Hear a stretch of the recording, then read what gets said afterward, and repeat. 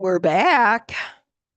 So, welcome back. Today is the wrap up, last day for this portion of budget. We'll be making some decisions in later board meetings, but for now, we are here for the wrap up.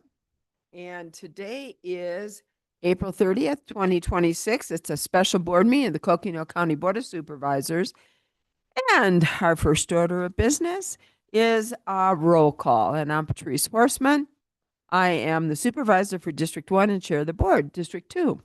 Good morning, everyone. Geronimo Vasquez, Coconino County Board of Supervisors, District 2. District 3. Tammy Ontiveros, District 3. District 4.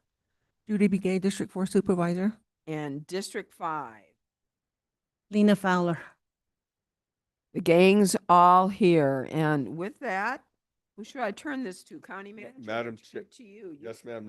Madam Chair, members of the board, our gang is here as well in administration, and also with us is a member of our team, Bill Ring with the County Attorney's Office. And if appropriate for you and all of us, and Lindsay, I believe we have this agendized, I would request that we enter into an executive session to talk about some of our legal authorities as a board and fiscal responsibilities, et cetera. And so I would recommend we start with that and then come out, and Siri and budget team have a great wrap-up presentation prepared for you that we intend to walk through with you as we wrap up this budget discussion. All right. Thank you. And so members of the board, we have a recommendation.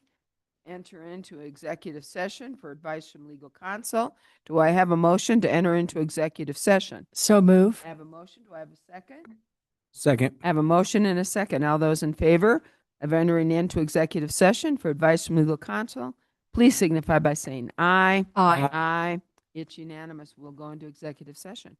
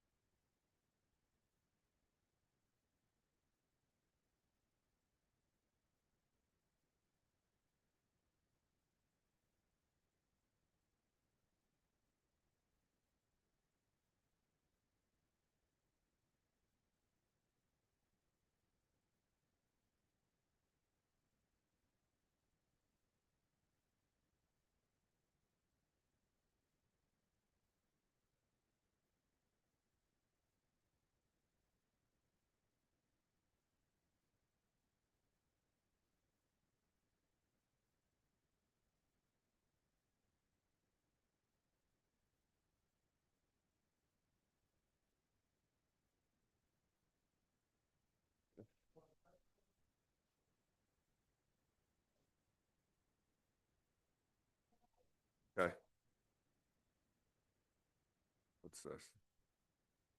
You th-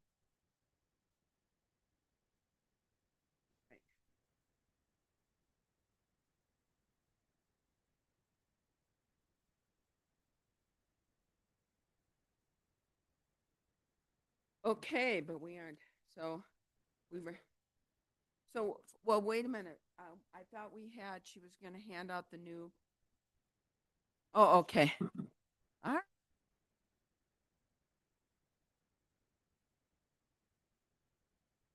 All right. Members of the board, we're back from executive session. We're here in open public meeting for our budget wrap up. With that, I'm going to turn this over to who wants it over there. Thank you so much, Madam Chair, members of the board, Andy Bertelson, County Manager. And here we are, budget wrap up this afternoon. And we have learned a lot in the past 2 weeks in meeting with departments. The highlights for me are generally a transparent budget process.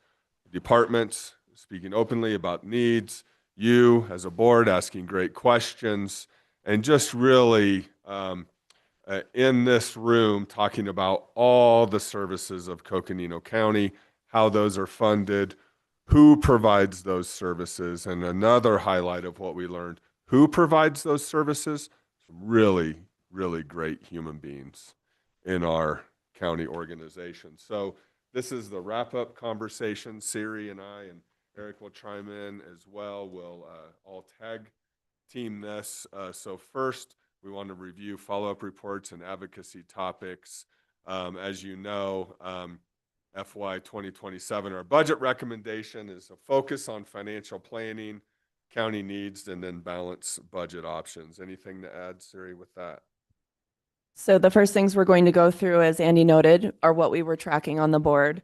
As we move into the budget recommendation, and this is a little bit for the public, a balanced budget recommendation was provided by the county manager's office. In going through the meetings, you also noted some items for further discussion. So we have noted those, and we will lead you to a revised balanced budget set of options for the board to consider that incorporates your feedback thus far. Next slide, some follow-up reports that we have noted are regular reports on the assessor backlog, and we've heard that there's a backlog that must be addressed, information on where the assessor permits originate by entity, which I believe we, go ahead, Eric. Madam Chair, looks like an email printed with my name on top. Is an email from the assessor with a data chart on it. That is on the data side in relation to the public service specialist.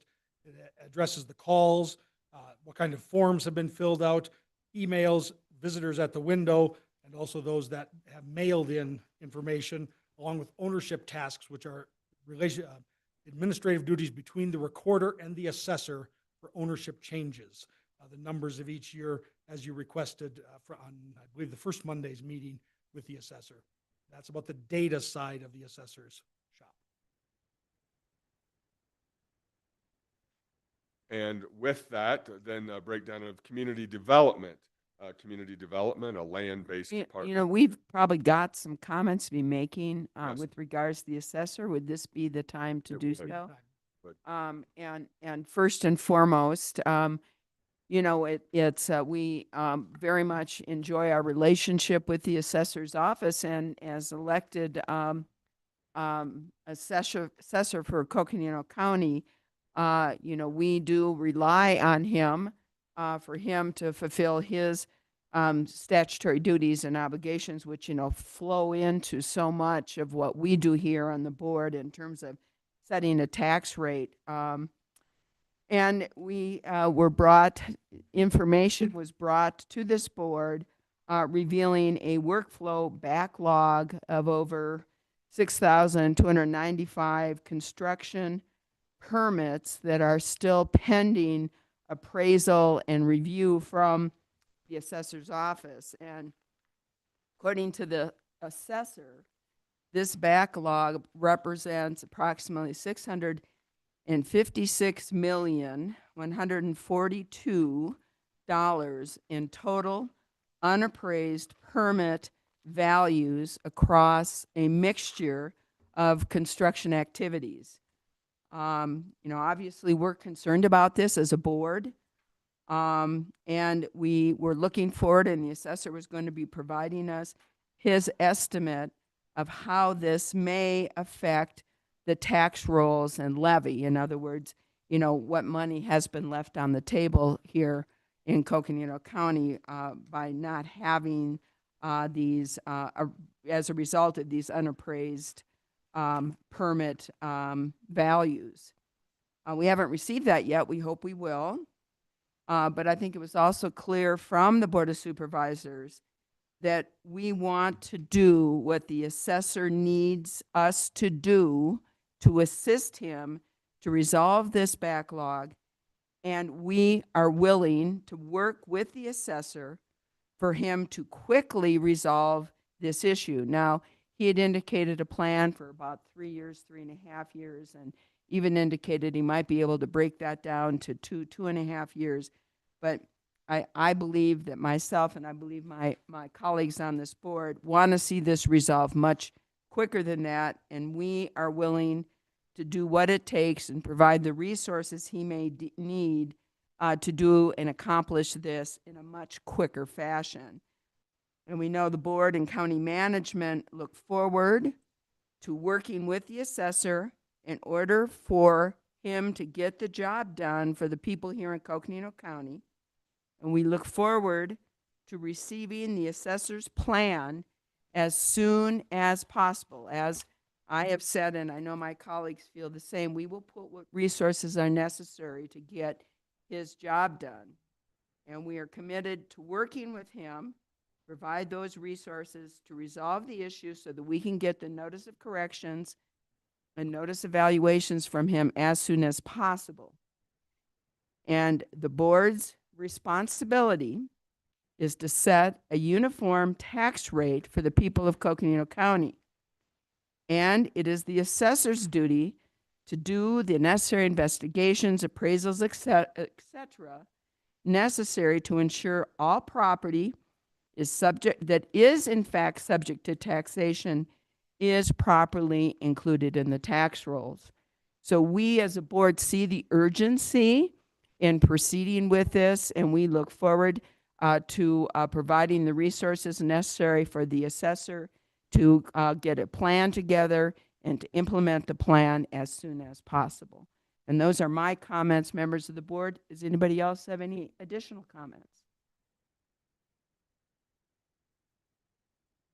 Supervisor Ontiveros. No, not at this time, Madam Chair. Very good. Well, good. We look forward, and county management, we look forward for you to meet with the assessor and provide whatever assistance and let him know we're there in partnership for him to develop the plan and for him to get the job done. So thank you. Madam Chair, members of the board, we hear clear direction from you as your staff, and we will proceed appropriately and accordingly and continue to work on addressing this backlog issue. So thank you. Also, in our land-based departments, if you will, community development, permit requests by area of the county, so we'll keep looking at that breakdown as well. This is also helpful for us to track our trends, economic data, where the county is developing, etc. Also, an update on the constable metrics of activity for fiscal year 26 and serving papers to serve our community, and really want to ensure that we're tracking appropriately with the constable's office. Anything to add, Eric? Yes, just on that, Mr. Orlowski did just provide me, the constables have dropped off their trend data and their statistics that you asked for, just got it. So we'll print that off and distribute that and also have that, but the report did come in from the constable's offices. Thank you, Eric. Siri. So just so you know, we have broken up the follow-up items into reports, advocacy, and then some of the increment requests that were brought forward. So this is the report section. Once we get through the advocacy, we can pause and see if there was anything else that made your list that we didn't capture that we need to add. So next up is advocacy. So you want to take these, or I can keep going as well. So federal advocacy for VOCA funding. Anything to add with that, Eric? No, thank you. We will add it to the list. We'll add it to the list. Information on caseload trends in the court system, so we can advocate for funding or special taxing authority. A couple of things with that. caseload trends as noted in county versus out of county. We know county attorney's office has noted several cases out of county. Let's look at that in our advocacy efforts. We also have, and then special taxing authority as well. So with that, looking at funding opportunities in the system, we've talked about, and we'll get to this a bit later, divisions in the court where we, based on population, et cetera, the formula, we qualify for 5 divisions. We know the workloads could exceed that 5 division mark.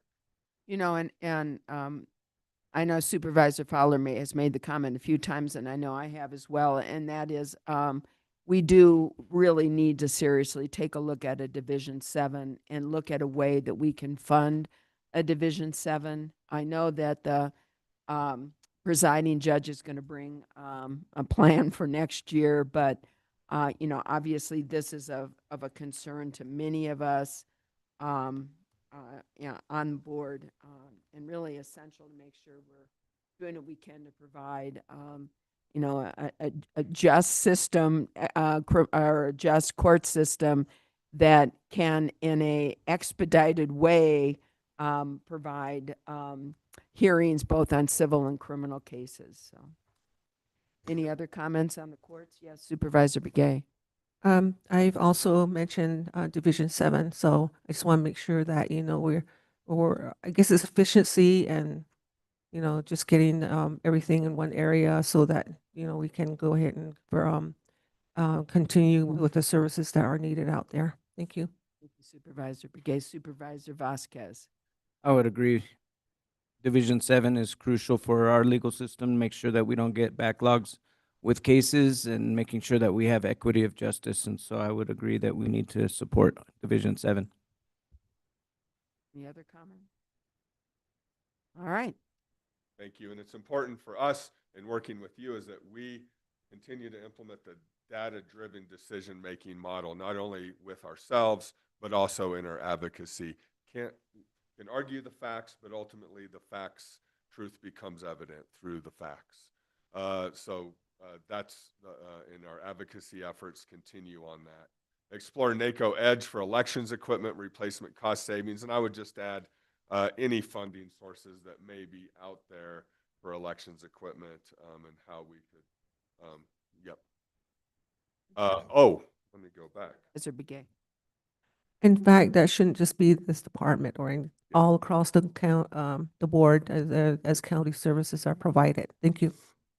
And then third bullet, I skipped over. There's something in the air today, but state advocacy for the courts and then legal public defender for state aid funding. Anything to elaborate there, Siri? No. Okay. Well, and I know there were comments. Do you want us to see, What? this is great, but I'm not sure what you want us to do at this point because we have made requests. Yes. Yeah. That- We're reaffirming the request and that we're taking them up, I think. Yep. Is that? Okay. Yeah. The follow-up advocacy, and then you'll find later in the presentation, your request should be captured in that, right, Siri? Yeah. Okay, so for example, county attorney's office, a 0.5 FTE for felony attorney and, right, I mean, that's all, or should we talk about that? Thank you. So we do have later on a revised recommendation. Okay. No, I understood. We're just recapping from our board at this point. Advocacy leads towards what you've requested, and we've attempted to capture that, incorporate that. Sorry, guys. So now, financial planning. So, Siri. Thank you. So the reason we just included a couple summary slides on the financial planning is just a reminder as we go through this process. We really appreciate the wrap-up comments and from every department and the request for a new look at recommendations that also maintain a balanced budget. So we included this in there to show we're still, we have these desired outcomes. We're still holding true to them as we bring forward this revised recommendation that you'll see. So to maintain our service levels and plan for risks and avoid the volatility, all of those still hold as we move into the revised recommendation. We've recognized that we have risks in our budget, which is why we have the stability fund recommendation. But we also recognize that having, setting the right level of stability fund and investing those resources in current needs is a balance. And so that's, as we move forward with the recommendation, that is what we're looking at. So again, maintaining a long-term balanced budget, which is why, again, some of these revised recommendations will be one-time in nature, but we also include some longer-term initiatives that we have heard, and that does include Division 7 for review as we move into future budgets. So we have our original recommendation, and just jump in. Go ahead. So our original recommendation, and as we provided on the budget kickoff meeting last Monday, our focus areas, staff compensation, and then tools for the job, essential tools for that staff to do the job. And the staff compensation model is really, in our model, is committing to the people that commit to Coconino County. We know that, and you look at some of the vacancy rates that Krista Cedillo presented, and we believe that there are some impacts. You'll see some vacancies that have been filled, for example, in our sheriff's office and our attorney's office, some of those key areas. So that continued commitment continues that commitment. Statutory requirements and contracts. We've had some of those conversations, particularly in the justice system, with what we're required to do now. The concern with that, going back to the risk, are the state mandating us, the county, to provide that service as a political subdivision of the state, but not funding it. So what are the, what's happening in those dynamics? Protecting employee and community safety. Our capital plan continuation, we've talked about that. While we don't have the resources to do a full-fledged investment in the capital plan, there are some one-time funds that we can put towards some capital improvements that benefit the services that we provide in our community. Longer-term capital plan would take a longer-term investment revenue conversation. Mr. Fowler. So I'm just wondering if maybe we need to, I know we have a like capital plan that we don't have the funding for that. We have the Division 7, which is the capital plan in my view, it's in there. And then there's some other projects that we just cannot fund, like way in the future. Maybe we need to put a packet together and have a serious meeting just to, I know you all are gonna be putting a plan together on that, but see how we can do. You know, we talked about bonds, we talked about going to the public, you know, analyzing, see what the possibilities, all our options, I guess. Madam Chair, members of the board, Supervisor Fowler, point well taken. Ultimately, we see a matrix of decision-making. We highlighted a few options at our budget kickoff. It's certainly not extensive, just us brainstorming and having that conversation with you. I'm being told that we need to pause for a picture. I believe Louis might be here, and Louis the Lumberjack. It's NAU Giving Day tomorrow, and so I believe all of our board, all 5 of you are NAU alum. You are not. We didn't okay. realize, so we Yeah. have one at the end. Yeah. That, yeah. that is not, otherwise 4 of us are. Yeah. We love Louis. So we, Yeah, but okay. Is Louis here, Eric? no, we'll go out. We'll go out there probably. Okay. We'll go out there, Eric. All right, break. Eric, is Louis here? Uh, Oh, 5 minutes. My bad. Okay. Okay. Stir, Wait a what minute, do he's, you call it? he's not Suspenders? dressed? Wait a minute. suspend. Something's in the air today. But Supervisor Fowler, point well taken, and future conversations are needed and necessary on capital plan funding, et cetera. Also, using one-time funding to address backlogs. So when you discussed and gave us direction on the assessor backlog, we're going to be looking at those funding opportunities, how to invest to address those backlogs with urgency. transitioning limited term positions. Siri, do you want to talk about this a little bit? Thank you. That was a Right. question. Sure. So the original recommendation had 6 months of transition funding for some of those limited term positions that had been approved, many of them for a 3-year term and then extended to a 4th year. We did hear in some of the feedback that one in particular for the public defender, there was interest in providing full year funding and continuing to evaluate this, especially as we look at the conversation with Division 7 and court backlog. You will see, not to jump ahead, but that did make the list on the revised recommendation to pull that one off of this list. There was another one for the assessor's office. And again, as we move into future slides, we do have a recommendation to make sure we bring back for discussion the assessor backlog plan coming from the assessor's office that may include this position as well beyond the 6 months. So that one will have the 6 months in the original budget. And then there is space for the board to allocate additional resources towards that in particular, that position in particular. So the other one was a community development position that, the data, we looked at the data with the community development permits and the number they had at the time they received that position versus the number of permits now. And it does appear to have leveled off and actually declined. And we see that in our revenue as well. And so that one does not continue to be recommended for full year funding, but rather 6-month funding in order to transition it. The transitioning is important. So if there is a staff member currently in that role, the recommendation is to look for the next vacancy in order to find a space for that position. Organizational initiative.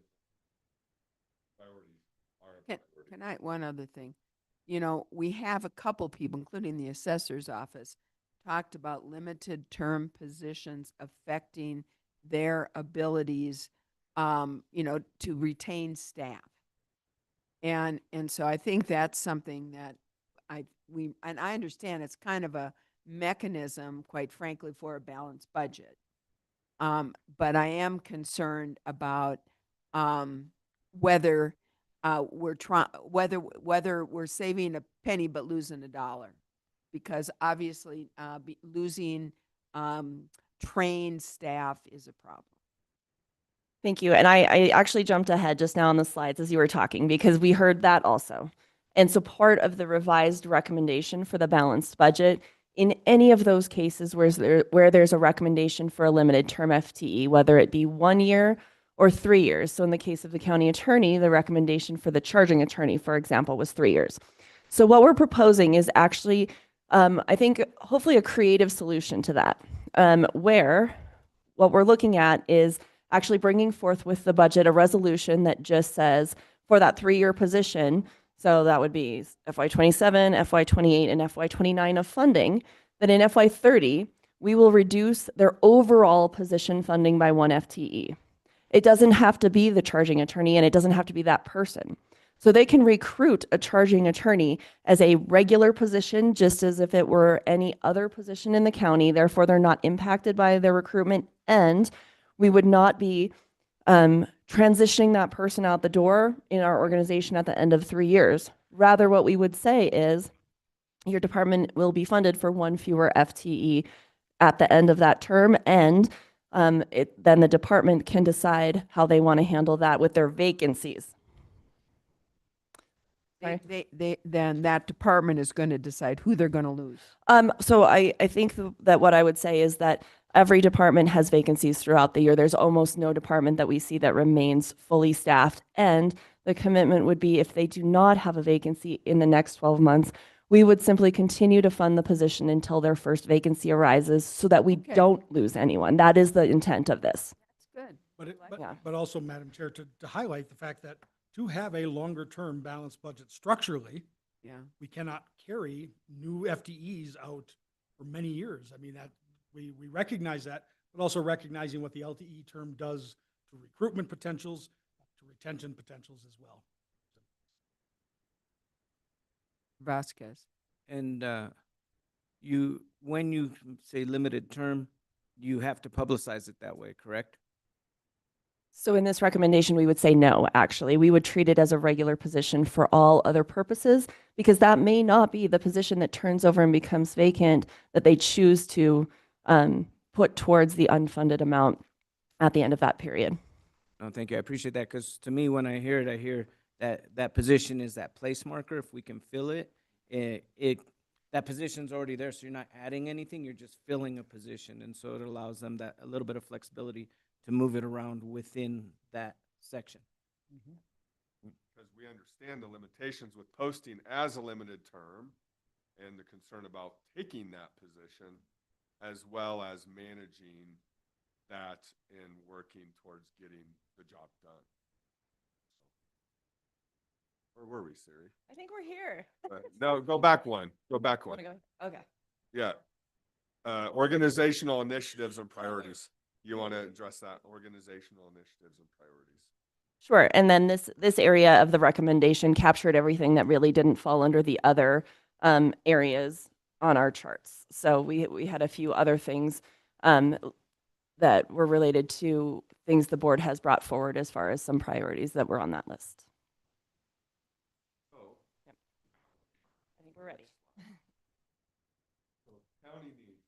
Talked about this on Monday, and I think we've heard this from departments when we start to look at future and some unmet sustain existing programs, concerned about that structural deficit line crossing with that service expansion, FTEs, technology and innovation. And I realized, I thought about this last night, I was a bit hard on AI yesterday, and I didn't mean to be. I'm just cautious. I didn't mean to be hard. I'm just cautious. And there's a lot of, I think we all are cautious. but at the same time, I don't want to be a Luddite. Thank you. Thank you. We need to embrace technology for appropriate. We do. So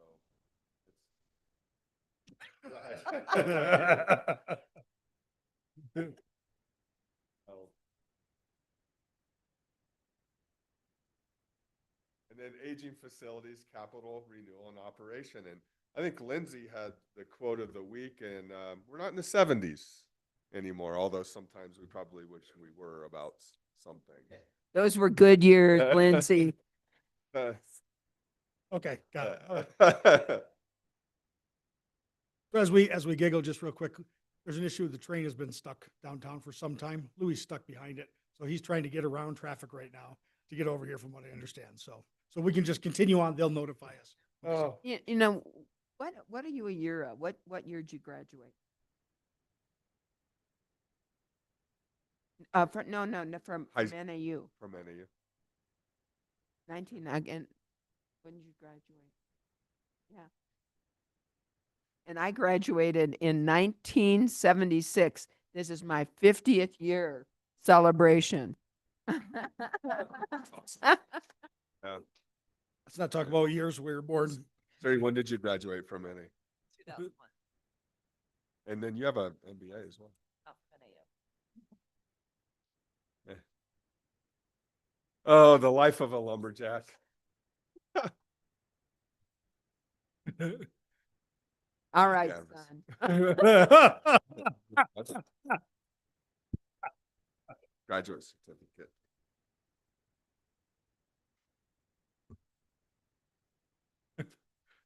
Madam Mima.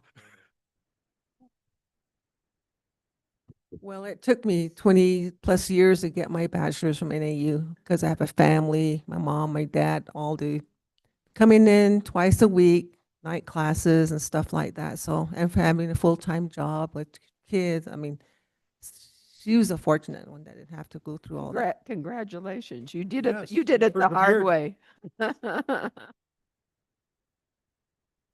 And then revenues, county needs, capital plan funding. Now, the capital projects that we're moving forward with are one-time funds, but also it's very important to note the congressionally directed funding request received the congressionally directed funding that's allowing us to make some capital improvements. A big one is the Fort Tut Hill wastewater system, that core infrastructure that supports all of the activities that happen at Fort Tut Hill. Tribal Nation Service Center, and Joint Operations Center with Emergency Management and Flood Control. So leveraging, we used to talk a lot, Siri, about leveraging funds, right? And so that's what we've been able to do with these projects. Anything else to add, Siri? I just want to say that we put this on here as a reminder also. This is on the longer term outlook. This is what we continue to work on, and we'll be continuing throughout the year to talk about revenue, to talk about capital plans, just as Supervisor Feller noted on putting together that matrix of capital plan options as well.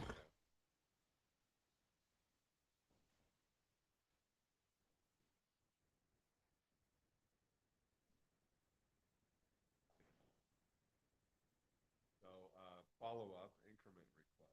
Siri, you want to jump Yes. into these? And so first I want to address what is not on here that came up this morning. So the county attorney FTE, the 0.5 FTE, just a reminder, that recommendation is to continue funding that using the department's special revenue funds. One thing we didn't talk about a lot on this with the board, but we did discuss with departments in their meetings, was that many of our departments have special revenue fund balances that have actually been increasing over time. And the county attorney, this is very consistent with the recommendations with many other departments on some of their requests. They started the current fiscal year with nearly $800,000 of special revenue fund balances, and over 5 years, that balance has more than doubled to the 800,000, meaning we are not investing our current resources that are going into those funds in the current needs of our citizens. Therefore, the recommendation is to fund that other 0.5 position, but utilizing the special revenue funds first. And the request was to bring it back for consideration when resources became an issue in the department with those special revenue funds. We are in a very delicate position with our taxpayer watchdog groups when they look at our fund balances and continue to see them growing without an investment plan, because their pushback or their argument would be, we do not need to levy a tax because we have sufficient resources. And we are really trying to work with departments on 3-year investment plans in those cases where we can see there are fund balances and there are growing fund balances. And this is one easy opportunity to invest the funds that we already have at our disposal to continue that position. Well, here's the thing, that 0.5 FTE for the felony attorney they were requesting, but they wanted other positions too, for that, but they could possibly use that fund balance for. So I'm wondering is if those others that weren't recommended, like an alternate prosecuting attorney, a legal assistant, and some money for their law clerk fund, which were all not recommended, and I would agree with that. But is it possible then that they would use some of their balance, if you will, to fund one of those positions that are not being recommended? So generally, it's possible they would do that, especially the law clerks, because that's temp wages. That's not adding an FTE. We are very cautious in working with departments on making regular, so not limited term, regular FTEs out of accumulated one-time fund balance they haven't spent, because we know what's the next year. We will get the request to put it on the general fund as an FTE so we can retain that person that we've hired and trained. It's very logical, but the pressure that puts on the general fund, we have a history of that here and we've cleaned most of it up. So when we look at that, so first of all, those positions were never requested to be funded from those funds. That was not put forward from the department as an opportunity or a solution.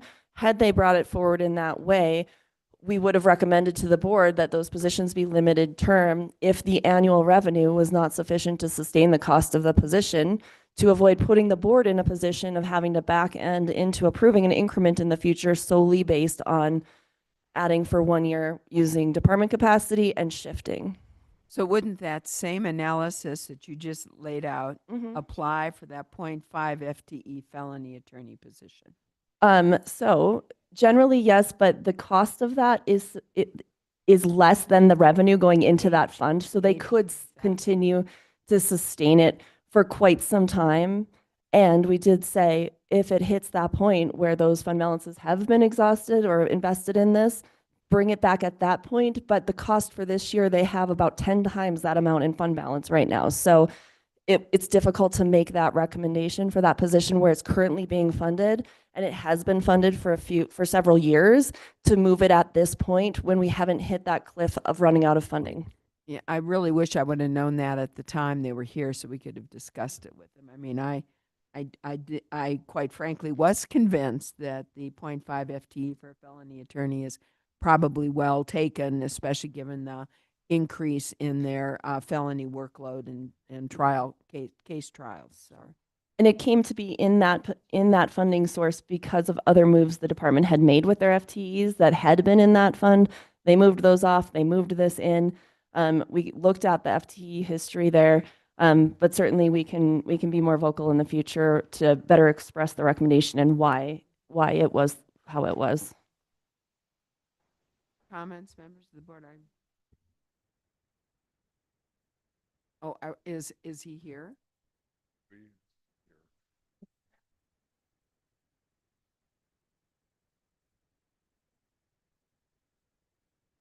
Absolutely. Sorry, just so we can put a period on the end of this topic.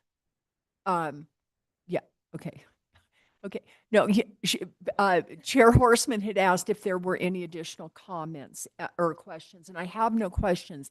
But just to put a period on this topic, I think that if there is next year when we do budget, if there is that what is the name of that? The revenue that's held where there's a lot of it. Yes, that's it. If there is that fund available, I think it would be advantageous for the board to know that, and perhaps we could take that into our consideration. Yeah, okay. Because I'm not sure. I still want to give up on it, to be real honest with you. It's 83,000. It's not a huge amount. And I know that they've got many needs in there, especially with their growing felony backlog. And so to me, they made a pretty, to me, a compelling reason to have that position filled. Supervisor Fowler. Yeah, I'm there as well. I was just looking through my notes right here. I had to go grab my notebook, and that's I thought it was coming up later, but yeah, I'm exactly where you are. So we may want to take another look at that one. So just to clarify, this is actually currently a filled position. It's a full-time FTE. The request was just to change the funding out of the special revenue fund into the general fund. It would not increase positions in any way in the department compared to their current number of positions.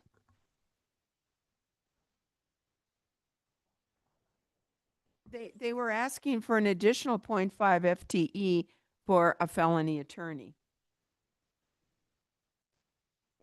They asked for an additional charging attorney and an additional attorney for alternative prosecution. Yes, and the alternative prosecution I wasn't as concerned about, but the FTE for felony attorney for 83,000, I thought that was well justified. It is just changing the funding of an existing position. Correct. Recommending maintaining the current funding structure. The attorney's office is requesting the move to the general fund from their special revenue fund. The recommendation is to keep it in the special revenue fund. It is a filled position currently. And it makes sense to me based on Siri's explanation that fund needs to be drawn down so the watchdog doesn't say, hey, you've got this fund here and it's growing. You're taxing too much. Yeah, and I have to say, I'm really disappointed that we didn't get to ask that question because I didn't realize that, number one, I didn't know how much they had in reserve, if you will. And it sounded to me, also didn't realize it was just purely moving it from their, what is that? Special revenue, thank you. Yeah, I don't have it in my notes. Madam Chair, members of the board, and to be clear, that was one position, and then the other was a charging attorney, which is being recommended, correct, Siri? And that is a general funded position. 3 years. That's the one for 3 years. But this was in addition, was that 0.5 FTE for felony attorney. Which it is half the request is for that position to be half funded by the general fund. It looks as if there are funds still available in that special revenue fund to continue to fund the position. Sorry, just to clarify that it's actually their attorney enhancement. So not where it's currently funded, but their attorney enhancement balance is the recommendation to continue the funding.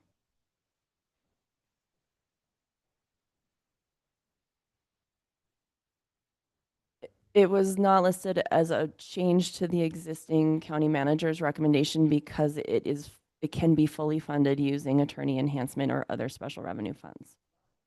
Except we asked to have it put on there. And I missed that. Yeah. I completely missed that that was on the list. So I apologize. We can go forward, but I'm not convinced it's not necessary. Yeah. They have the position. It's just where the money's coming from. That's right. Yeah. I guess I don't know why they have so much in their special revenue fund. I didn't know that. I wish I could have asked them those questions. If I had known that, I would have asked them the question. Because it seems to me they did make a pretty good argument for that position. I don't know if they've already got their special revenue funds allocated or potentially allocated for another source. Maybe worth just checking in with the county attorney and just say, hey, this is what the recommendation is to use your special revenue funding and not turning it over to our general fund, and why aren't you using it? And why do you have this big amount in your general revenue fund? I mean, I would have asked those questions. Yeah, and county attorney is online, and just to be clear, the position exists. It will continue to exist. It's a matter of would it be half funded by the general fund or not? Yeah. So, yeah. I didn't know that, Yeah. and nor was I able to ask about the special revenue fund and why they have such a large balance and what their intent is for that special revenue fund.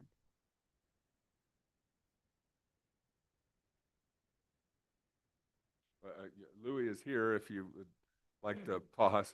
Yeah. Yeah. Yeah.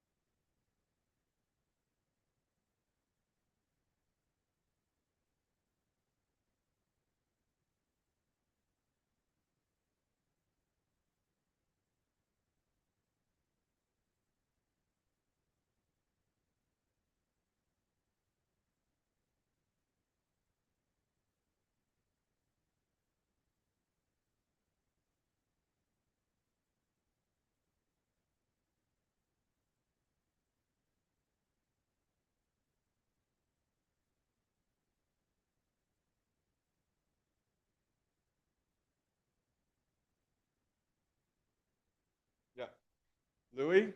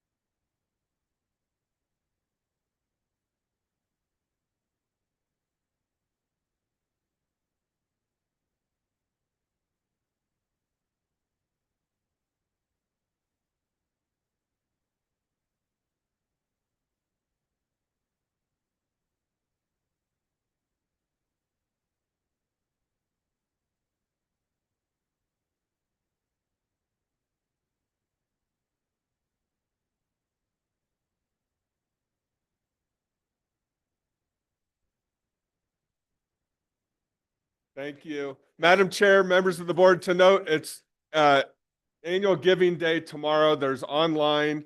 You can go in, donate, and we're in a competition with the city of Flagstaff. We know that we're going to win, right? We're going to, so we did. We did. No, no. So, so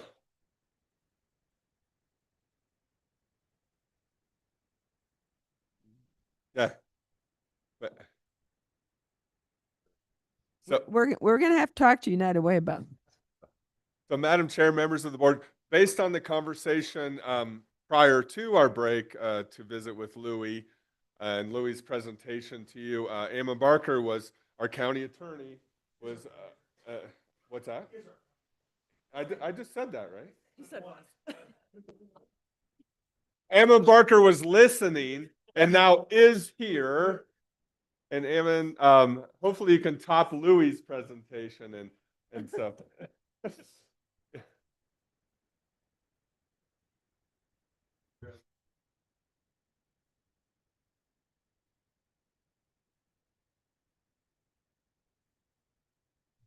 There we go. I believe it was questions about the 0.5 FTE, right? County Attorney Barker, I'll attempt to explain. Okay. So, you've requested positions. One of the positions for charging attorney is recommended for funding for, I believe, 3 years for that backlog of charges. One of the positions you requested was, it's an existing position, and you've requested for that existing position to be funded 50% from the general fund. The conversation that ensued was that there are special revenue funds that could continue to fund that position. And so just wanted to hear from you a little bit about your intent, thoughts on that. I appreciate the question. We do have special revenue funds, and just to give you some background on this, these are the CJEF funds I think we're talking about. Is that right, Siri? So, Emmon, we're actually looking collectively at all of the fund Okay. balances, including attorney enhancement. Attorney enhancement, and I think I'm just thinking about the CJEF funds. I don't know what all the fund balances are right now. My finance manager is also out of the office, so I can't ring a friend on that. There are certain requirements and certain limitations about what we can use these things for. I will say in the CJEF fund, which I think is the biggest fund. Siri? So can you, Fund what balance. does CJEF CJEF? stand I for? can't tell you what the account number is, but it's from surcharges and fines through the criminal justice system that are distributed to county attorneys Oh, and other so stakeholders. like a justice enhancement fund? Maybe that's what so we're that talking. could be attorney enhancement. Okay, Mhm. we're probably talking about the same thing, because that is the one that has the most flexibility, I think, in what we can use it for.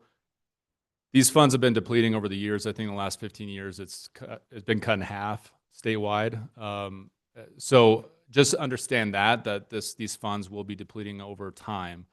And I don't anticipate that the user fee system that we've been using historically will get better. I think we're getting away from that. And philosophically, I believe in state funding prosecution rather than having users of the system have to fund that.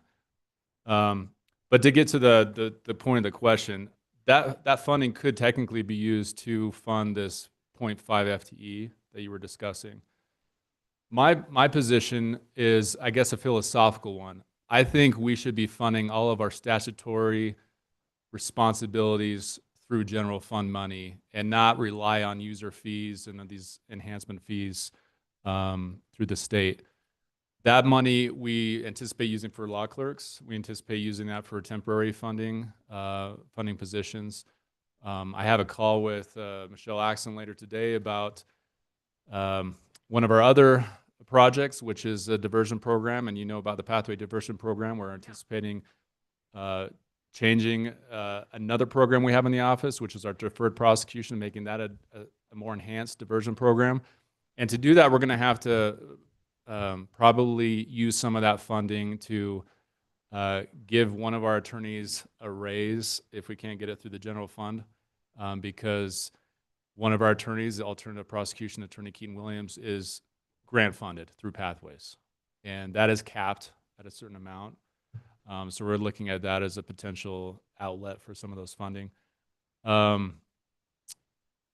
looking at additionally some UA funding. This is urinalysis testing for this diversion program. So we have ideas for where this fund could be used. But to answer the question more directly, yes, that could be used to fund that 0.5 FTE. Again, my philosophical position on this is all of our prosecutors should be funded through general fund money. We shouldn't have to worry about user fees. We shouldn't have to worry about this one-time funding. I want these folks funded specifically for their roles through the general fund. Does that help? It does, except for this. And I'm sorry, I didn't realize that there were these special revenue funding. We understand you have a large balance in the special revenue funding, and we understand this is something that gets looked at on the state level as to why are you doing this and how are you Sure. funding this? And, you know, it's those that save end up having to, no good deed goes unpunished, I guess. But, you know, we are, as you know, in a very difficult position of more needs than revenue. And, you know, you made a very compelling argument as far as, at least I'm concerned and others on the board, about that 0.5 FTE position for your felony attorney, Right. you know, giving your felony case load, you know, really soaring. Yeah. But if you've got the funding available with the special revenue funding, you know, then it's less of a, how you say, priority for us to, and I understand philosophically everything you're saying, okay? Mhm. And I agree, quite frankly, philosophically, but in times of limited revenue that we're dealing with now, you know, why should, other than philosophically, you know, if you're able to do it yourself for this year, it may be less of a priority for us to try to look at coming up with some money. Yeah, I totally understand. Thank you, Chair. I understand the position you are all in. You have to make these tough decisions, and there are limitations, and there's only a certain amount of money in this pie that we're drawing from, and we got to cut it up certain ways, and we have to make priorities, or we have to prioritize these things. So I completely understand that. You'll hear me come back and talk about this more. If it's not this year, you know, if it's not granted this year, and I understand that's maybe not the direction we're going because of this other fund amount, you'll hear me come back next year and the year after that, and eventually these funds will deplete because we'll be using them for these things. And maybe that is the goal from a finance perspective, to deplete these funds for the reasons you just pointed out, Chair. I worry about those emergency needs. I worry about, you know, are are we able to fund these prosecutors who have statutory responsibilities? You know, we're a constitutional office. So I think our priorities may be a little different, but I understand the perspective completely. Supervisor Vasquez. Yes, thank you. Can I ask for maybe from finance if we can get a sense, not immediately, but as a follow-up, a sense of how many years before the funds deplete? So that way we, at least we can have that phase-off plan unless you already have it calculated. Thank you. Thank you. And so just a little history on this fund. So we're currently obtaining about $143,000 a year in revenue into this fund. Last year, we expended a total of $23,000. So that's around $120,000 that we increased the fund balance there. The year before, we expended 66. The annual budget is 50,000, but it doesn't look like there's a consistent use that these funds have been put towards other than some backfill when necessary to some of the other special revenue funds, that grant funds really, that have had shortfalls. So in total, we have been increasing, so it's hard to say the impact of this position in particular, the length of time. But as I noted, we have, there are a few other special revenue funds as well, but this one in particular has over $400,000 right now in it. So we were looking at an $80,000 0.5 FTE cost there. So that would be around a 5-year if not, there were no other increases to that fund balance, just living off of the current. But as I noted, last year, that differential revenue to expenses before transfers was over $120,000. Yeah, and if I could just to follow up on Siri's point, I'm not sure, Vice Chair, what 10 years from now looks like, right? Because this is, again, user fees, it's fines, it's surcharges, and so that's unpredictable. To Siri's point, we do have this balance, and I thank you, Siri. I don't know off the top of my head what these balances are. We will use it if we have to.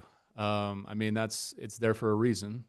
We have plans for some of it, and I think over time it will deplete faster than we can fill it. And again, that's why you'll hear me back at this podium again in the future. And we expect you to be back. Yeah. So, And if I could just, yeah. because I heard just the last bit of the conversation before the break, and Andy and Siri are right. This is already a position that exists, right? So really what we were asking for is let's move the rest of this into the general fund. And again, I understand what Siri is saying about let's just use this other money.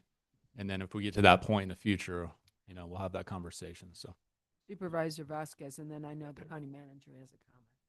No, and just, 5 years is, you can't predict what's going to happen in 5 years. Yeah. But part of what we are doing and part of our structure is a 10-year plan and projecting on where we're going to be. And we don't want to use up all that funds because that ties your hands in other projects, obviously. But we also want to look at how long can we go in this current state before we do need to absolutely switch. And maybe we're looking at, as we're making our 10-year plan, what that transition plan looks like, knowing that eventually it is going to get there, even if this year is not the year to make that switch. sure. Yeah. Thank you. Thank you, Supervisor. I think you are spot on with the conversations we actually had during the county manager meetings as well. One of the follow-up projects we have on our list for budget to work with every department that has these funds on the 3-year and 5-year outlook so that we can wrap our arms around that collectively as well. Yes. Madam Chair, members of the Chair. board, and thank you, Ammon, for rushing over. And It wasn't a rush. I walked slowly over here, but I made it. And you had referenced pathways funding, for example, in Keaton. Yeah. And many of us see, we see Keaton at least once a month in recovery court and the work that Right. he's doing towards county value. Yep. And county opportunity, right? Yeah. And that we, and I went back and checked my notes, Ammon, and thank you so much for bringing up revenue possibilities and thoughts.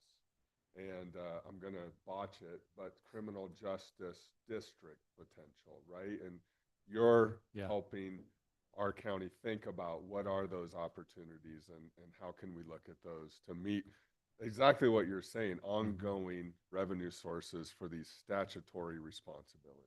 Yeah, the public safety special taxing district, what you talked about, and I'm eager to talk about it with the board more in the future. I think there are opportunities to look here locally for some of these funds that we need. I don't think we can rely in the future on state and federal funding. I think it's unpredictable, and so we got to look to ourselves.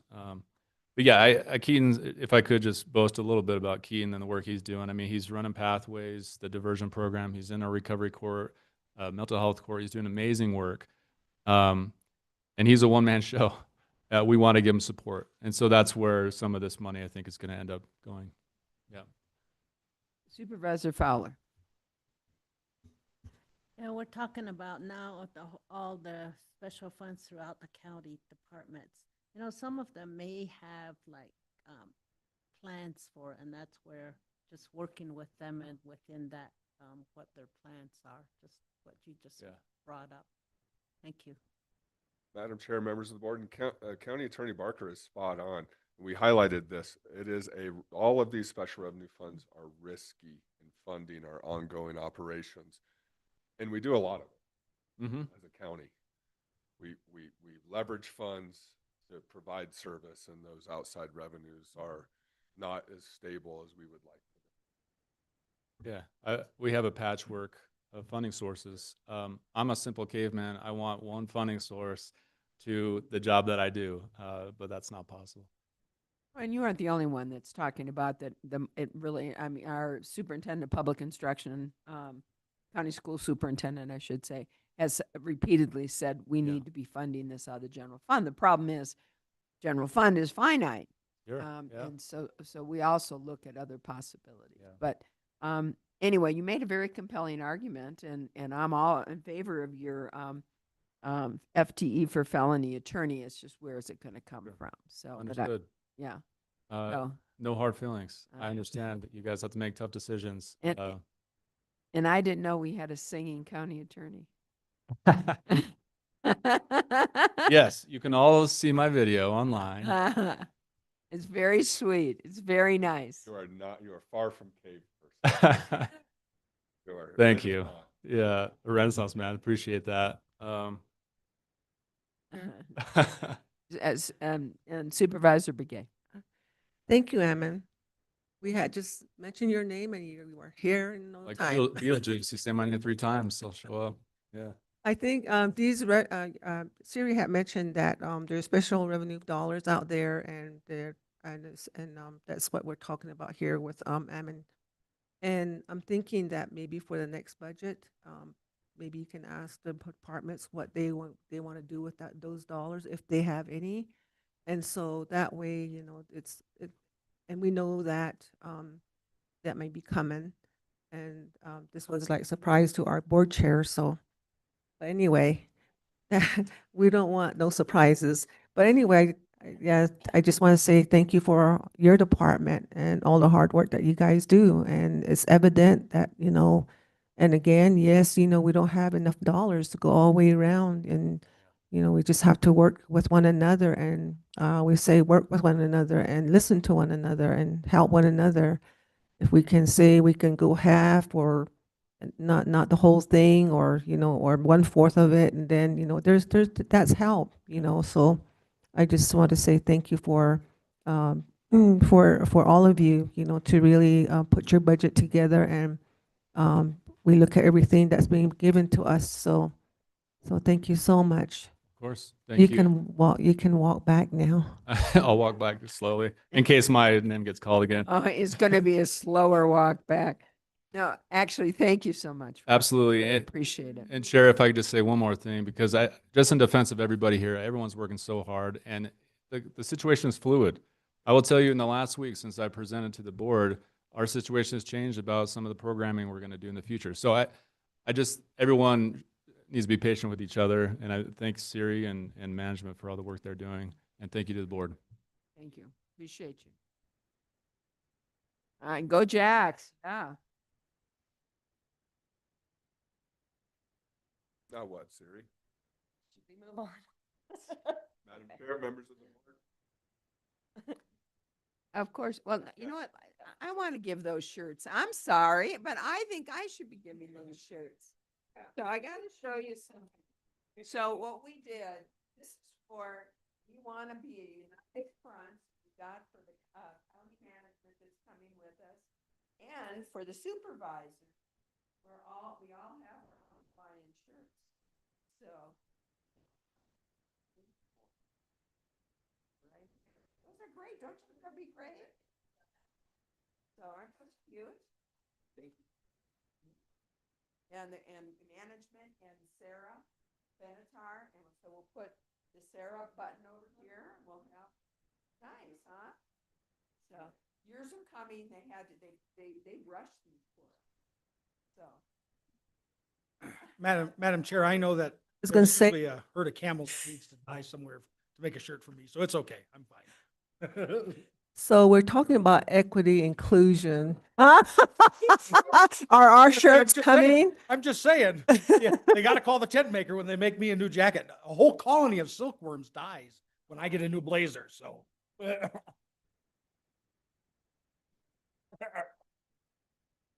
Well, there was only X amount of them we were able to order, but we got enough for the gang that's going, so. I think we asked Andy to purchase ours through the special funds that are sitting there.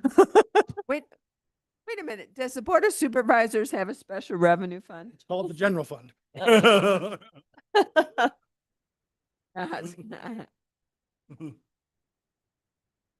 So before we move on to the revised recommendation, the rest of the bullets on here are what we captured as far as requests to bring back for discussion. So the assessor backlog plan, which a little bit longer term than what we're going to discuss today. We tracked the HHS spay and neuter funding request as something the board wanted to revisit. And then the public and legal defender, it says investigators, but investigator and social worker type positions that they had requested. Before we move on for the short term. Wait a minute, Oh. you know, I really support all of those requests that you just mentioned. Okay, are there Um, others? Yeah, how about the other board? I am in complete support of these requests. Right here. Assessor's backlog plan, HHS spay and neuter, public defender and legal defender investigators. Great, so those are part of the revised recommendation. So I just wanted to make sure there weren't any others on the list that you wanted. This is what we had captured, but just making sure if there was anything else we missed before we move on. Let's look, give us a sec here.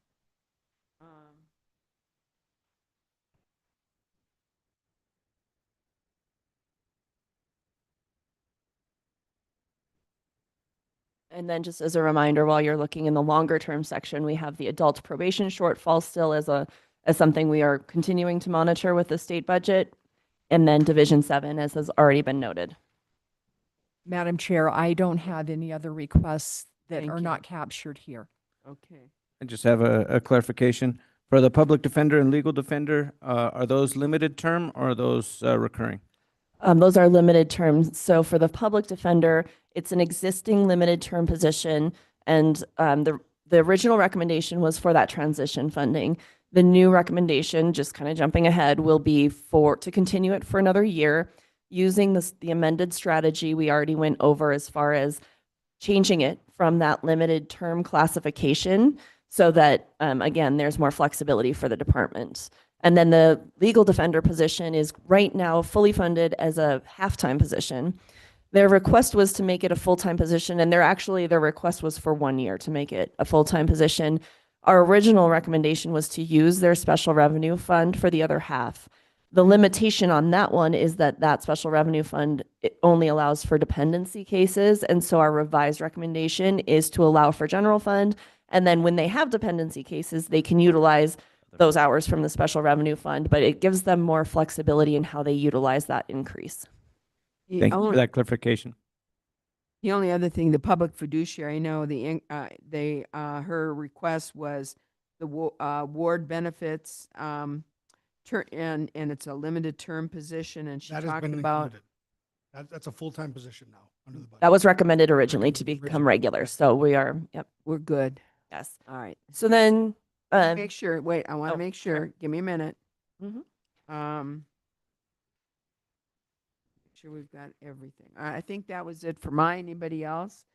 Supervisor Fowler, Supervisor Vasquez, did we capture everybody? Okay.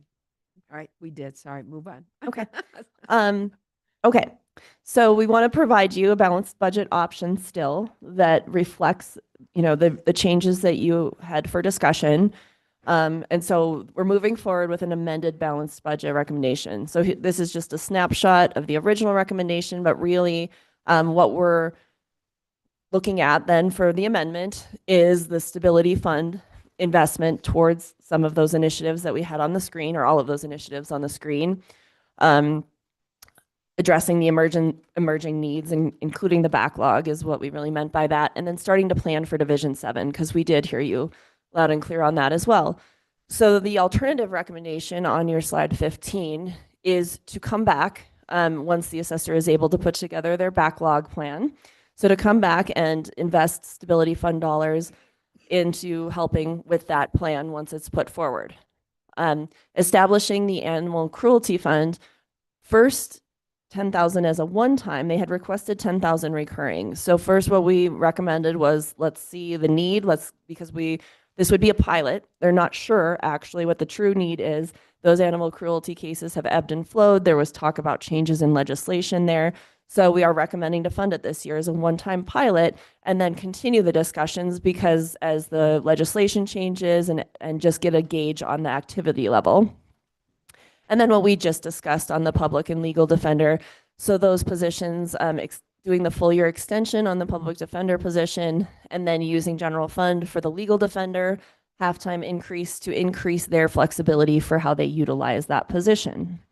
And the way that this becomes, then, we already went through this slide. This was the recommendation on those limited term positions and increasing the department flexibility there. So I'm going to move on to essentially, how do we maintain a balanced budget with that?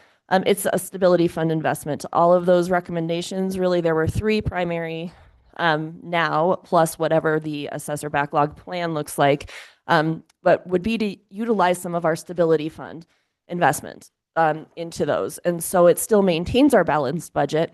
We had recommended a 15 million stability fund. So this is, a small reduction in that stability fund with, hopefully a big impact there.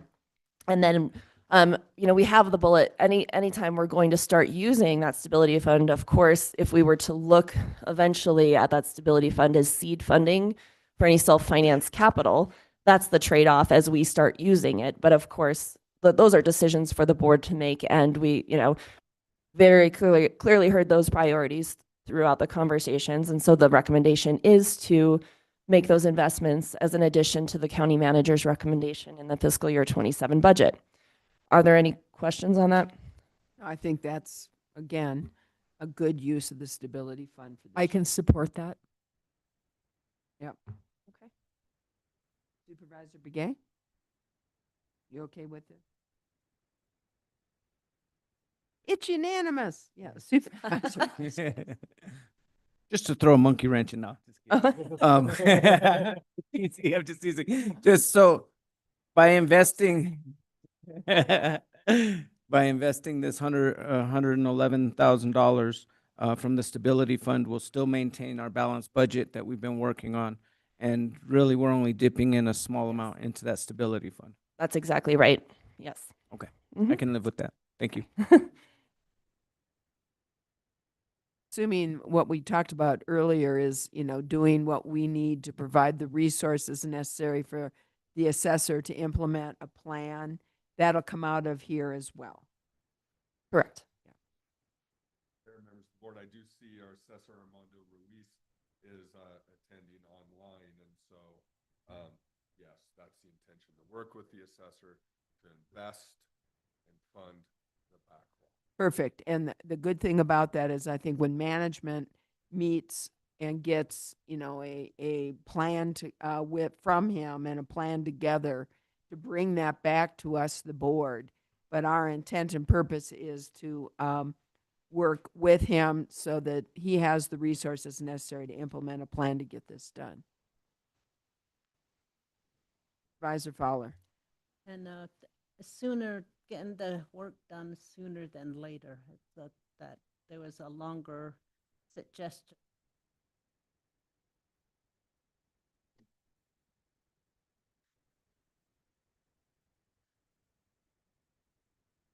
Which was mentioned by the board chair earlier. Okay, and our final slide is just a reminder again on those long terms. So continuing the discussions with the court departments regarding Division 7.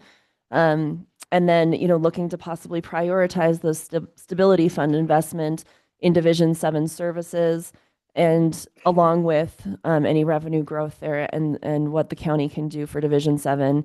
And then, as actually we've talked about a lot today, we will continue to evaluate department special revenue fund investments as shared funding. And in particular, if we were to look at, as we look at Division 7, is one example where, is there any opportunity for short-term shared funding as if we are then able to create the division back as a regular division. And it is part of the consistency with special revenue fund planning that we're already doing. And so that actually concludes our, no, maybe, nope, just kidding. Okay, the other, sorry, 3 more long-term, monitoring the state budget, as we already noted. Sorry, Andy, you want to jump in?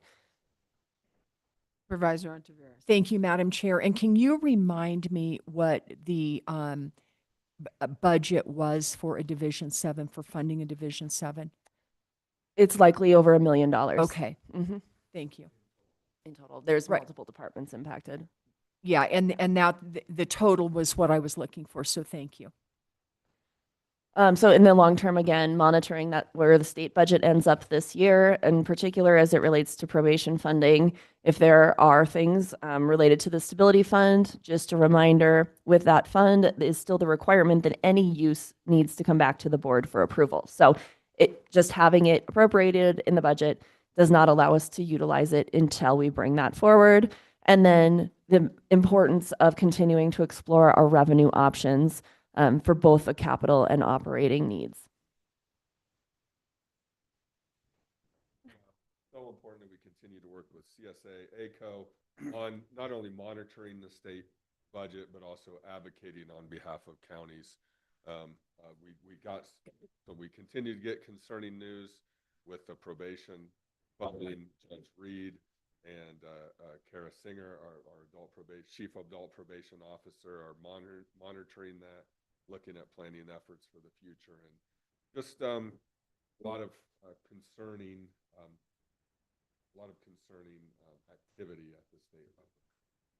I think there, just briefly, Madam Chair and members, on that, the Republican budget that was issued this week essentially cut court funding and swept a vast majority of the funds that are held inside the AOC system. So that would equate to a higher court cut as well. Many different cuts across the system, across many parts of the state agencies. That is a wholly different aspect than the governor is willing to take. She has declared that budget dead on arrival. So it is concerning. We should know where the majority party sits in the legislature and what they view as their funding priorities or their cut priorities as well, which is a statement of policy. But also, it is not the end outcome here. I do anticipate that we will be in a long back and forth across the summer, arriving at that decision of what is the final outcome, quite simply given because the governor doesn't have a primary to have to deal with towards election, and many of her opposition find the primary sort of fun to be a part of. So it's unfortunate, but I think we're in for a summer of that partisan politics in that way.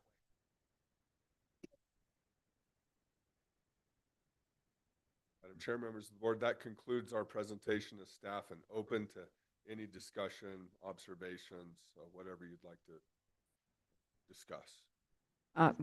Members of the board, Supervisor Ontiveros. I have no questions, but I would just like to make a closing statement.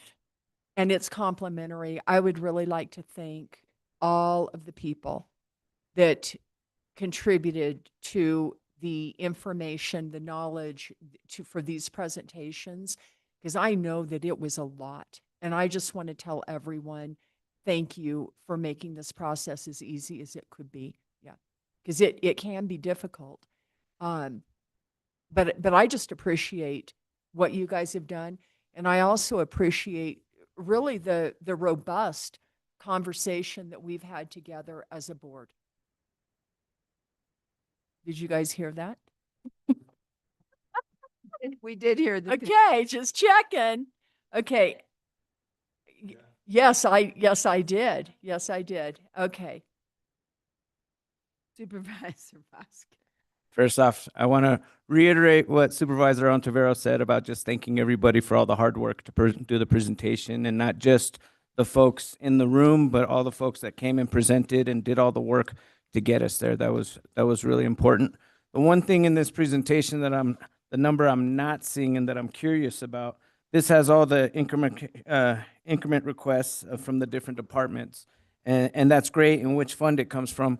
But I don't see a total number of what our budget actually is for or expected to be for the 2027, FY 2027. I know there's an actual, and then there's also the range that we can go up to in case, extra funds come in, extra grants, whatnot. And so those would be helpful numbers, just because, in my mind, I'm thinking in previous years about 170, $180 million with the top at about 450, but I don't know if that's accurate or not anymore based on some of these changes in calculations. So I would just ask for that number, even if it's ballpark, just so we have an idea before we have our final budget approval. Thank you. Thank you. So yes, I'm happy to provide you a ballpark. What we do as our next step is we take all of this information and actually calculate that. So we needed to know, the compensation recommendation and all sorts of different things. But I can say based on last year. So, and this is for your reference in the Monday on the 20th, that budget presentation. We have our total budgeted expenditures for the current fiscal year that we are in was $443 million. Of that, there is a component that is related to, like you mentioned, placeholders for unawarded grants and things like that. So our actuals can vary, depending on, especially, the flood control district and some of those federal, that can really bump that up. But on an operating basis, usually our expenditure range is in the $250 million to $300 million range in a typical year. Total.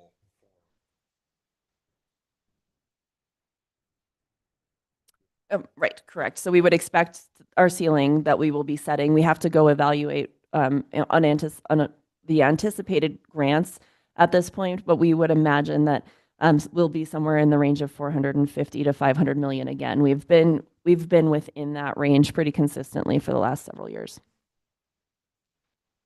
Thank you. Any other comments? I ditto what our Supervisor Ontiveros said about thanking the staff, thanking the departments, thanking county management, especially Siri and the finance team. But I also want to thank my colleagues. Long process. And I know we've all worked very hard to kind of go through this.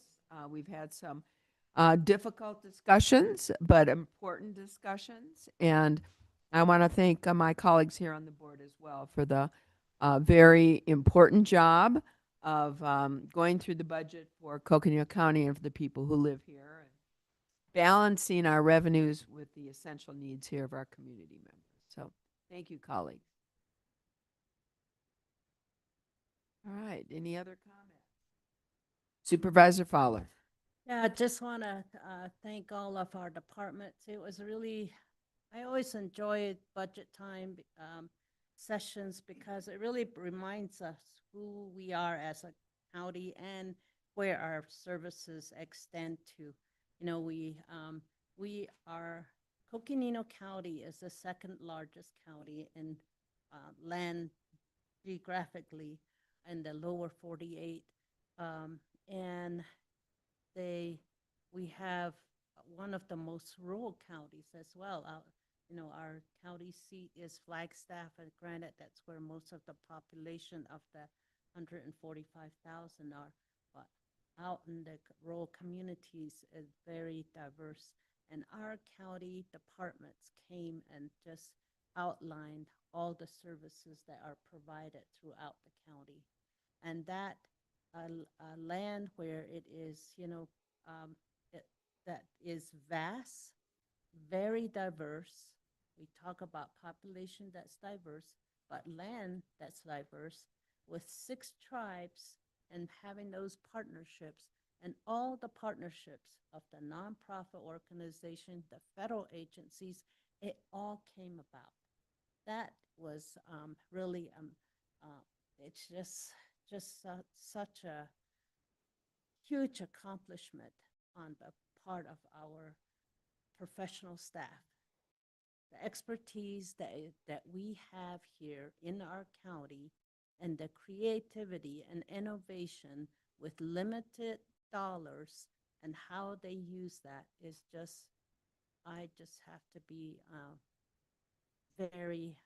I'm just in awe with it. So I just want to thank each and every one of you who presented, and every department, and all those that were not here with us this week. But we have talking about trying to, serve all people, and that's what we do. From the time before someone a baby is born to the time someone leaves this world. And even if someone is again having to move somewhere else, our services are provided wherever the person is. And we pick up someone wherever they are in their life, in their situation, to create a better life for them, with them. And that's in our court system, it's in our public health, and it's in our, education. Every department really has this passion of serving. And I'm just really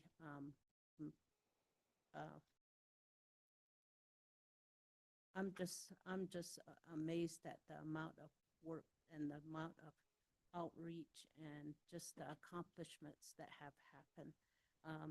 And then the budget even talks about our celebrations, Route 66. We just had our lumberjack here, Louis, with us. We took photos with him. And then, this is 1898 was, 1891 was, a county was established. We broke from Yavapai, created our own seat, and even that is recognized in our budget. So the budget, I feel, is comprehensive, and it has really looked at every department, and then our nonprofit organizations. We just came from United Way event this morning, and we partner with them. Things that we cannot provide, they're our arm. Our library system and all of the nonprofit extensions that we work with that are part of. We give a small amount. Well, we allocate, I should say, a small amount there. So anyway, okay. That's all I have to say about that.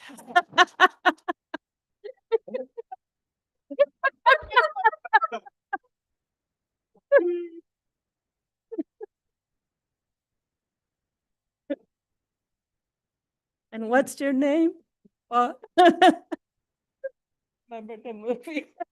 Anyway, I'm just thankful for them. And then the IT, the innovation, that the expertise that we have not had an attack, or we haven't had an attack, but we haven't had an incident. And we're going to be able to light up with internet every household in our county. And that's not counting all the tribal side, because they're also getting their own funding. And we have helped them advocate on their behalf, partner with them to get this internet into the homes there as well. And many other ways. Our roads were not, I will say, we didn't get a report of mailboxes being knocked down this year. So anyway, it's just, but it's been such an educational experience to go on this journey with every single one of you, to bring all the accomplishments that you all had to figure out what, oh man, we did so much this year. How are we gonna summarize it in such a short time to the board? How are we gonna summarize all we've done? That must have been challenging. But thank you for taking that challenge and presenting that to us as a board. And from here, we want to be able to take it out into community and tell your story so that it is celebrated, not just here with the board, but just want to thank all of you for what you're doing every single day. And we could just go on and on about everything that we want to do. We have a lot of follow-ups, especially in the legislative side. There's quite a bit that already is being done, but we still wrote it down again anyway, so that we make sure that we serve our residents the way that we are to serve them. So with that, I just want to thank Siri and your whole team. I know we're going to go through this process of approval, but it starts all over again for next year for you all. But for now, thank you for sharing your story. Thank you for taking the time to put presentations together that are so comprehensive and being able to tell us some of your stories. I know there were a lot more accomplishments that were not brought out. So thank you.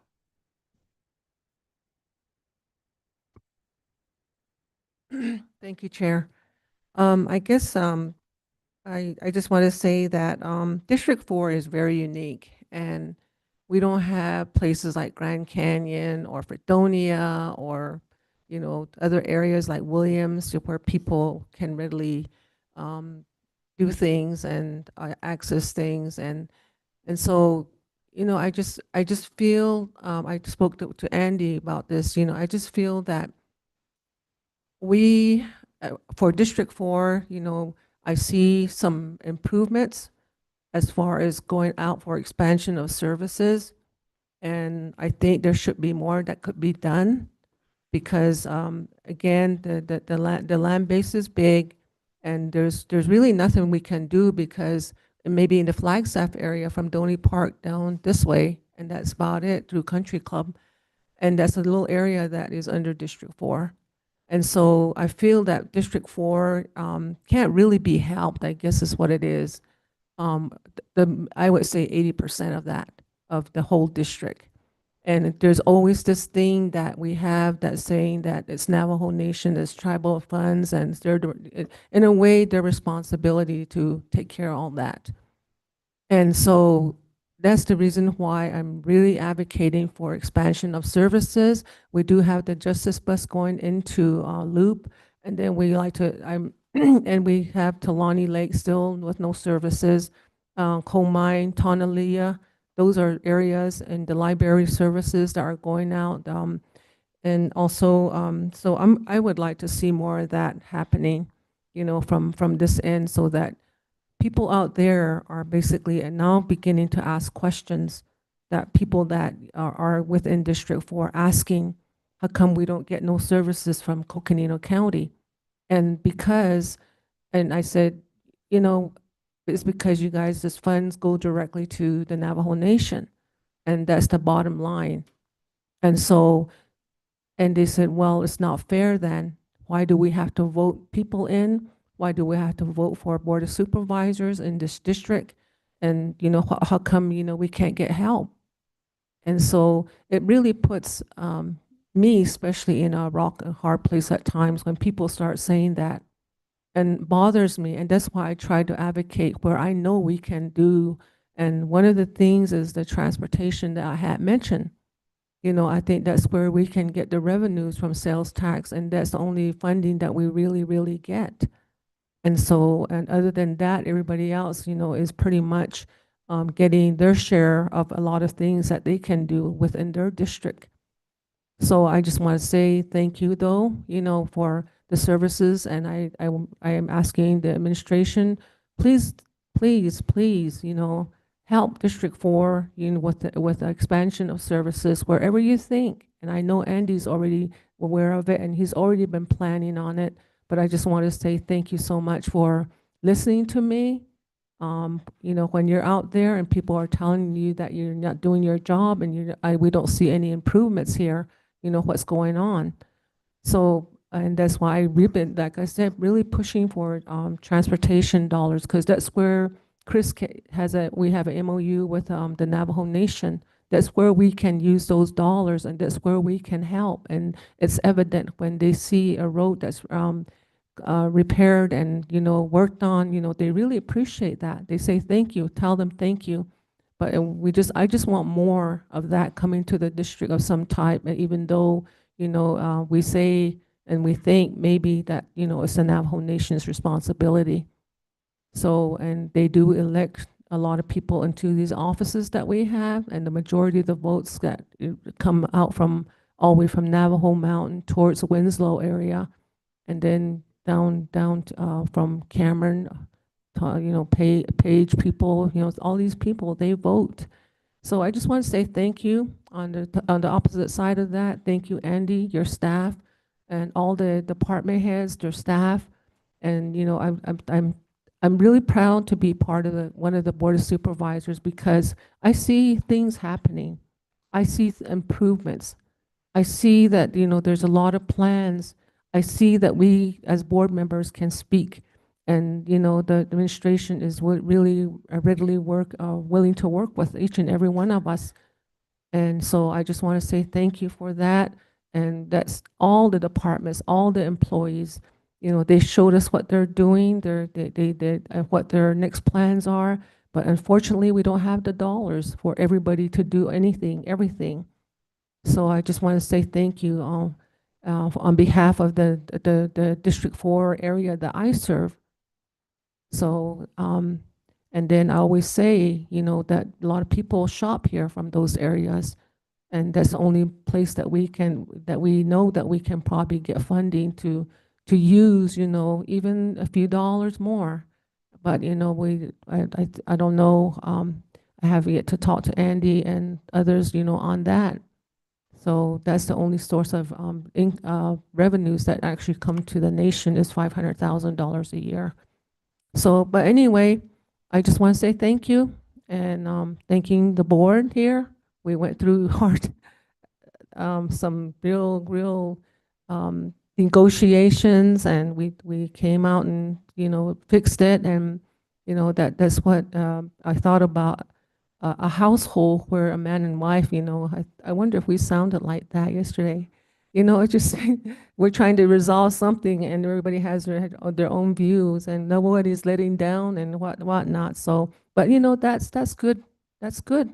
You know, it works for the better, and we all have districts. We're stressed out at times. We've been, you know, going and going and going, but, you know, I like it. I always say I had 52 years of experience in the public service, and I love it. I love it. And then the only thing is, if there's anything that we need like support letters, like if Navajo Nation's doing a grant or something, maybe we could do support letters from the county. That would really go a long ways too for their advocacy. So, but anyway, I can sit here and talk all afternoon and say the same thing over and over, but I think my board chair is ready to get her gavel out.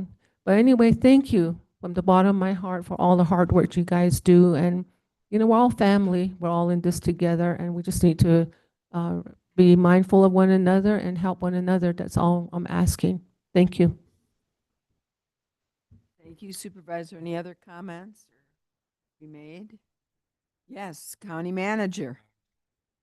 Thank you all so much. If it's our role to provide you good data to make good, sound decisions, and it's our role to facilitate democracy, the democratic process, and it's your role to exercise that, we've all done our jobs very well.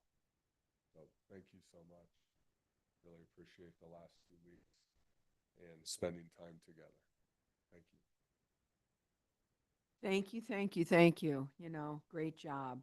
I can't believe that 2 weeks have gone by so quickly. Just kidding. But we really appreciate everybody's incredible, incredible efforts and job on getting this done. And one more thanks to Christy in the back. She's silently working away back there, but she's a critical part of the process. Thank you, Christy. So,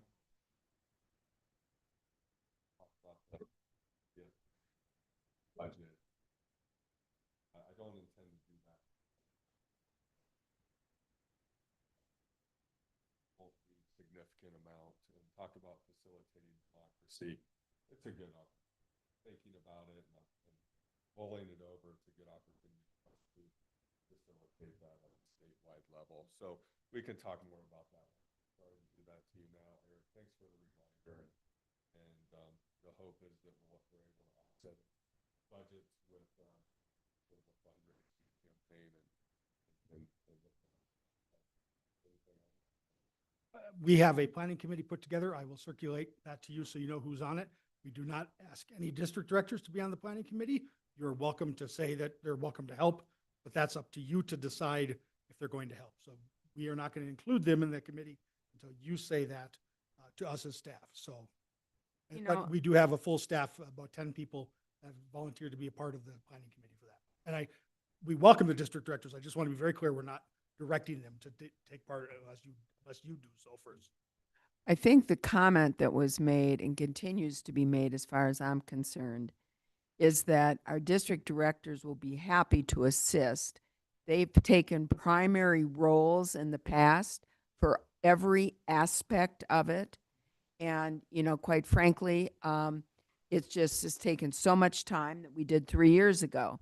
I think it's very important that it be organized directly out of the county manager's office. And I know it's a big responsibility because I saw, you know, both Jen and Cindy take it on 3 years ago. And I know that they will be happy to assist. But what happens in their assistance is it ends up kind of reverting back to them. And that is exactly what we don't want to have happen. But I know that every single one of them will be happy to work in an assistance role as may be needed. So just for clarification, and if I have misspoke for any of the other supervisors, I will tell you I am speaking on behalf of myself and Cindy. And I know that this goes without saying, and we actually now have a relatively short period of time, you know, considering this is a fairly big event. And we are going to have a limited budget, but I do just want to underscore that let's do this with absolute excellence. Yeah. Okay. Mhm.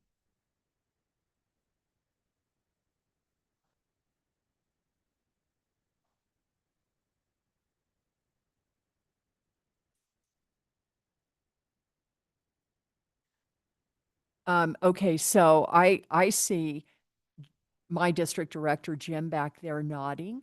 So yes, you can count District 3 in. Yeah, you can count District 2 in, and it occurred to me as we were kind of listening and talking and thinking about it, and I think we mentioned it when this opportunity first was discussed, is if we could really try to highlight the different, in some of the tours and some of the things we're offering, highlight the different districts, so that way people get a sense of all the different districts, because we all have something pretty close to Flagstaff, so it wouldn't be too hard to make those trips. Thank you.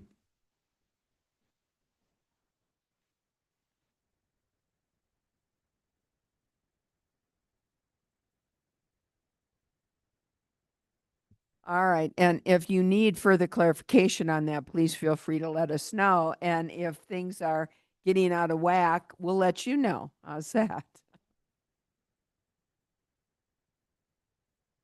Sure. I feel like I'm just going to sit here for a minute. I'm not sure what else to do with myself after being here with the last Do few we- weeks. Do we need to go through a budget at all for the summit, or no? Are you all So 22,000 was our maximum up to spend of any public funds. Obviously, if we fundraise it in addition to that, that's wonderful offset, but that would be our maximum allowable public funds. And we don't intend to spend that much public funds as it is. We intend to fundraise Yeah. to lower that account. Yeah. So, and I see that, Cindy's here. Cindy, I just, did you hear me? Okay. On assistant, all right, well, on an assistance role. Okay. Yeah, yeah. I can't remember which of the supervisors said this, but it was if we have an opportunity to advocate and educate for some of the needs that we have here, if we could weave that in, because it goes back to, I know I say it, but an understanding heart has wisdom. And if there is an understanding of other supervisors of what we're dealing with, it goes a long ways. So we have a captive audience. Yeah. And the planning committee will meet, we'll give you some of this, just the highlights real quick, and talking with Penny and CSA, they've created a great document, which I'll distribute you all, but they have welcomed the opportunity to build in something new to the summit, like those moments when we come back to the meeting room, instead of just having to dive right into CSA stuff, here's a Coconino spotlight. One of us, we highlight, maybe we can't go up to the canyon, obviously, but we can take 5 minutes to highlight what the long-term recovery plan is and what it means, you know what I mean, and such. And I think that's a great way to do what Supervisor Vasquez was indicating. And we aren't probably going to be able to go to every district, and you know, I don't think, For one, you got to fly it, so. and by the way, I think one other thing besides our district directors is, you know, the supervisors also want to be involved in the planning and in an advisory role, not an organizational role. And we could probably help with some of the venues, et cetera, in our district, and probably should, to help make some of that contact. Lowell Observatory, for example, is a perfect example. And, you know, we'll do that. Well, I mean, we want to, and I agree with what Supervisor Ontiveros said. We want this to be quality. If we're going to do it, it's got to be quality, you know, and otherwise let's not do it. Yeah. Supervisor Vasquez. And just to piggyback on what you just said about knowing early so that we can actually have a voice in it. I know last time we did it, some things were decided, and I became chair, and by the time I found out about it, it was like long gone decided. It would have been nice to at least know about what was going on early rather than later. The only thing that we have done that's in any set of stone is Lowell on Wednesday night for probably the most, Lowell Observatory on that Wednesday night for probably the most fantastic county dinner that has ever been put on for the CSA Summit. So. Sir Begay.